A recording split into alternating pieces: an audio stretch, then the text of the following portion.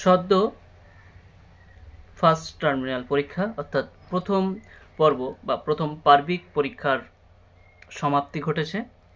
এবারে শুরু হচ্ছে হাফ ইয়ারলি পরীক্ষার সিলেবাস।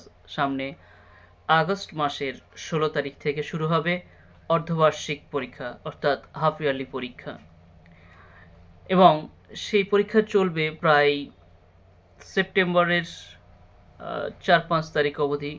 হয়তো দোপেড়িয়া ব্রাঞ্চের জন্য আরও একটু তাড়াতাড়ি পরীক্ষাটা শেষ হয়ে যাবে। তো পরীক্ষা শুরু হচ্ছে এবং এই পরীক্ষা হবে কোন সিলেবাসের উপরে, কিসের উপর পরীক্ষা হবে সেটা নিয়েই আজকে আমরা একটা ছোট্ট ব্রিফ দেব আপনাদেরকে। সেটা আপনার সুবিধা হবে বাচ্চাকে পড়াতে। তো চেক করা শুরু হতে চলেছে দ্বিতীয় পার্বিক পরীক্ষার সিলেবাস। দ্বিতীয় পার্বিক পরীক্ষা হবে আগস্টের 16 তারিখ থেকে এবং কিছু কিছু ক্লাসের জন্য 17 তারিখ থেকে। আমরা এবার দেখব সিলেবাসে কি আছে। লোয়ার ক্লাসের অর্থাৎ কেজি 1-এর সিলেবাস। সিলেবাসের প্রথমেই আমাদের একটু জেনে নিতে হবে, যেহেতু বছরে 3টে পার্বিক পরীক্ষা হয় এবং এই 3টে পার্বিক পরীক্ষার মধ্যে প্রথমটা হচ্ছে প্রথম পার্বিক পরীক্ষা, দ্বিতীয়টা হচ্ছে দ্বিতীয় পার্বিক বা অর্ধবার্ষিক পরীক্ষা হাফ ইয়ারলি, এবং 3 নম্বর পরীক্ষাটা হচ্ছে অ্যানুয়াল এক্সাম অর্থাৎ বার্ষিক পরীক্ষা। এর মাঝখানে একটা করে মাসের পরীক্ষা থাকে, মাসিক পরীক্ষা নেওয়া হবে। দ্বিতীয় পর্বের যে পরীক্ষা হবে তার প্রতিটি বিষয়ের লিখিত যেগুলো পরীক্ষা আসে সেগুলোর মান থাকবে 40 এবং মৌখিকে 10, সব মিলিয়ে 50। এর সাথে সাথে ইন্টারনাল মার্কসের একটা বিষয় আপনাদের জানা আছে, সেটা আছে। এবং মৌখিক পরীক্ষার একটু রদ বদল হচ্ছে। মৌখিক পরীক্ষা কিন্তু প্রতিদিনের ক্লাসে যে বাচ্চারা পড়া শুনছে এবং উত্তর দিচ্ছে, তার যে রেসপন্স কোয়ালিটি, তার উপরে সে কিন্তু নাম্বার পাবে। অর্থাৎ every class is an exam হল। সো মাথায় রাখতে হবে প্রত্যেকটা পরীক্ষার হলই কিন্তু, প্রত্যেকটা ক্লাসরুমই হচ্ছে প্রত্যেকটা পরীক্ষার হল। সো প্রত্যেকটা স্টুডেন্টকে থাকতে হবে খুবই অ্যাটেন্টিভ এবং অ্যাক্টিভ। নেক্সট,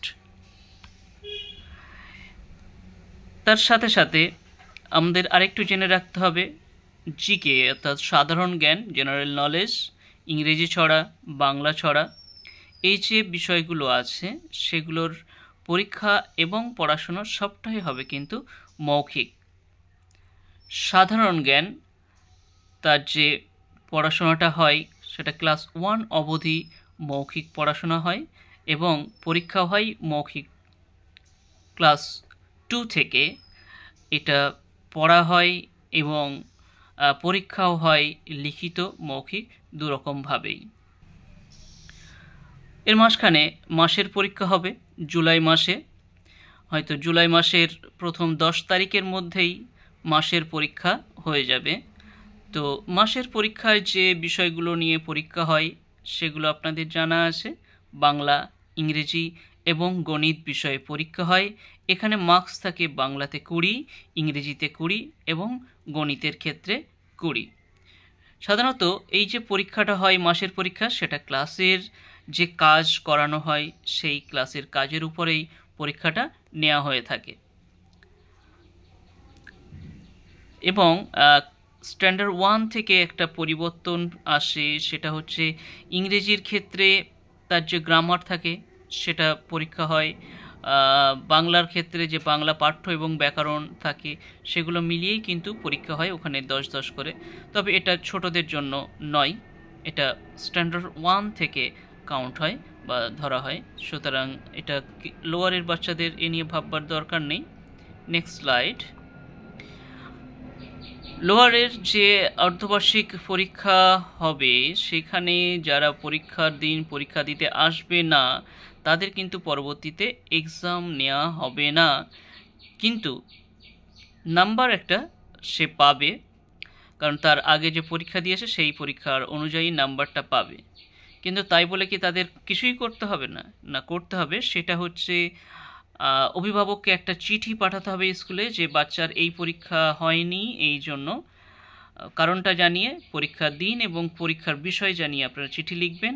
আর সেই চিঠি দিলেই স্কুল থেকে আপনাকে একটা কোশ্চেন দেওয়া হবে, প্রশ্নপত্র দেওয়া হবে, এবং সেই প্রশ্নপত্রের বিপক্ষে আপনাকে যেটা করতে হবে সেটা হচ্ছে কিছু তথ্য মিসেরা চাইবে, সেই তথ্য দিতে হবে, যেটা আমরা পরীক্ষার হলে বাচ্চাদের পরীক্ষা নেওয়ার সময় যে ফাইন্ডিংসগুলো বার করি সেগুলোই, যে বাচ্চা কতটা বর্ণ শিখেছে, কতটা চিনতে পারছে, সে একা একা কতটা পড়তে পারছে কোশ্চেনগুলো, সেই কোশ্চেন অনুযায়ী সে অ্যান্সার করতে সক্ষম হতে চলেছে কি না, তাকে কতটা বলে দিতে হচ্ছে, তার বোধ ক্ষমতা কতটা গড়ে উঠেছে, এগুলো নিয়ে একটা নাতি দীর্ঘ আপনাদের একেবারে পয়েন্ট টু পয়েন্ট দিতে হবে, রিপোর্ট অফিসে জমা করতে হবে।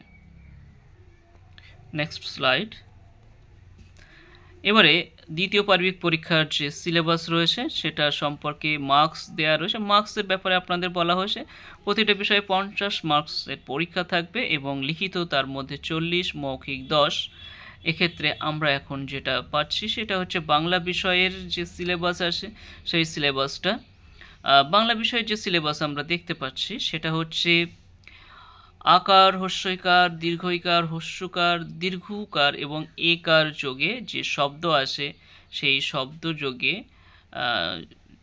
এই যে আকার যোগে শব্দগুলো সেগুলো হবে ম্যাক্সিমাম 2 বর্ণের বা 3 বর্ণের শব্দ তাদেরকে শেখানো হবে, এবং ক থেকে ম পর্যন্ত প্রতিটা বর্ণ দিয়ে 2 বা 3 বর্ণের শব্দ তাদেরকে লিখতে পারতে হবে। অর্থাৎ ক দিয়ে যেমন যদি সে লিখে কলা লিখলো বা ক দিয়ে কমলা লিখলো, এরকম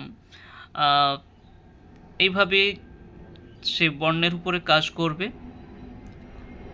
এরপর কিছু জিনিসের নাম তাদেরকে লিখতে এবং বলতে পারতে হবে, সেটা হচ্ছে ফুল, ফল, পশু, পাখি, রং, মানুষের অঙ্গ প্রত্যঙ্গ এবং সপ্তাহের প্রথম 4টি দিনের নাম তাদেরকে কি করতে হবে, লিখতে পারতে হবে এবং তাদেরকে বলতে পারতে হবে। বানানটা তাদেরকে কিন্তু এক্ষেত্রে পারতে হবে।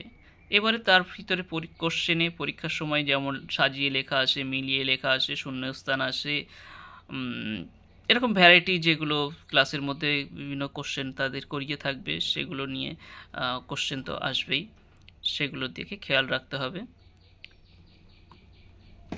এরপরে গণিতের সিলেবাস লোয়ারের অর্থাৎ কেজি 1-এর গণিতে প্রথমেই বানানের বিষয়ে অবতারণা করা হয়েছে। 1 থেকে 40 অবধি ইংরেজিতে এবং বাংলাতে বানান তাদেরকে পারতে হবে। অর্থাৎ 1 থেকে 40 বাংলায়, 1 to 40 ইংরেজিতে তাদের লিখতে পারতে শিখতে হবে। আর একটা নতুন বিষয় আসছে সেটা হচ্ছে উল্টো লেখা।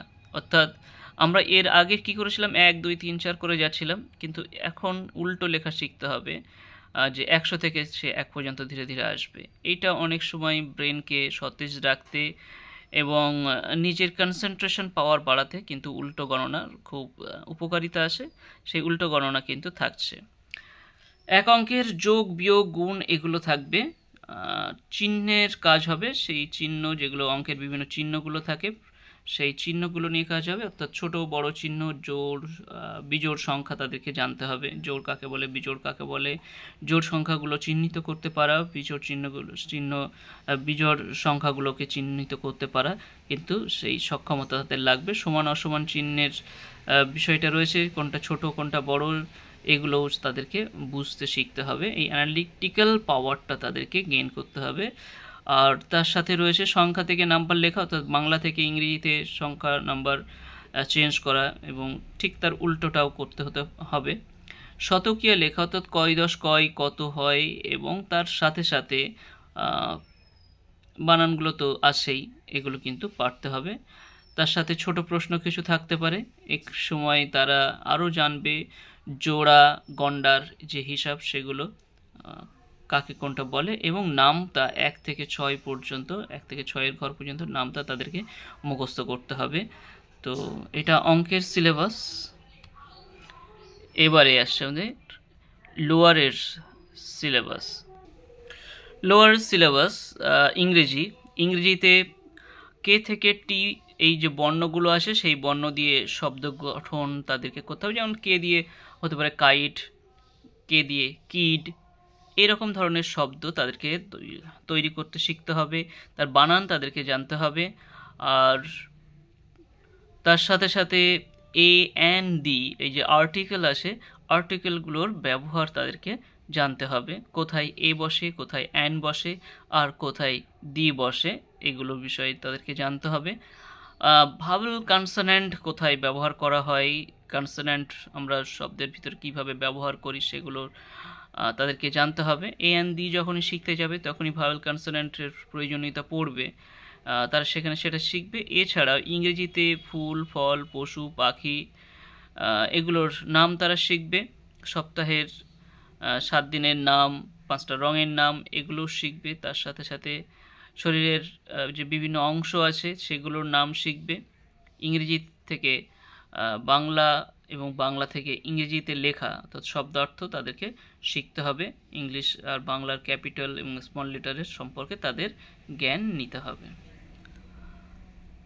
লোয়ারের ছড়া যে সিলেবাস সেটা হচ্ছে প্রথম 15খানা ছড়া পরীক্ষার জন্য থাকবে।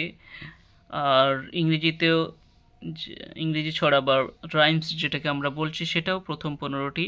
সাধারণ জ্ঞানের সিলেবাস থাকবে 11 পাতা থেকে 22 পাতা অবধি। অঙ্কনের সিলেবাস থাকবে 11 পাতা থেকে 20 পাতা অবধি। এবং ক্লাসে বিভিন্ন সময়ে তাদেরকে ইংরেজির বিভিন্ন মাসে মিসদেরকে চার্ট দেওয়া আসে, সেই চার্ট অনুযায়ী তারা ইংরেজি শব্দ শেখাবে, তারা কথোপকথন শেখাবে, কীভাবে কথোপকথন করতে হয় এগুলো শিখবে। আর লোয়ারের রুটিন যেটা আছে এটা 8 ঘরা ব্রাঞ্চের জন্য 17 তারিখে লোয়ারের পরীক্ষা শুরু হচ্ছে বাংলা, 21 তারিখে গণিত, 23 তারিখে ইংরেজি, 25 তারিখে সাধারণ জ্ঞান, 29 তারিখে ছড়া ও রাইমস পরীক্ষা হবে এবং 1 তারিখে অঙ্কন পরীক্ষা হবে। পরবর্তীতে পিটি পরীক্ষা কবে হবে সেটা জানিয়ে দেবে মিসেরা। এর সাথে সাথে আমাদের দোপেড়িয়া ব্রাঞ্চের লোয়ারের যে রুটিন রয়েছে সেটা 16 তারিখ থেকেই লোয়ারের পরীক্ষা শুরু হচ্ছে। প্রথম দিন শুক্রবার বাংলা পরীক্ষা, অর্থাৎ 15ই আগস্ট স্বাধীনতা দিবস পালন করার পরের দিনেই প্রথম পরীক্ষা বাংলা লিখিত পরীক্ষা।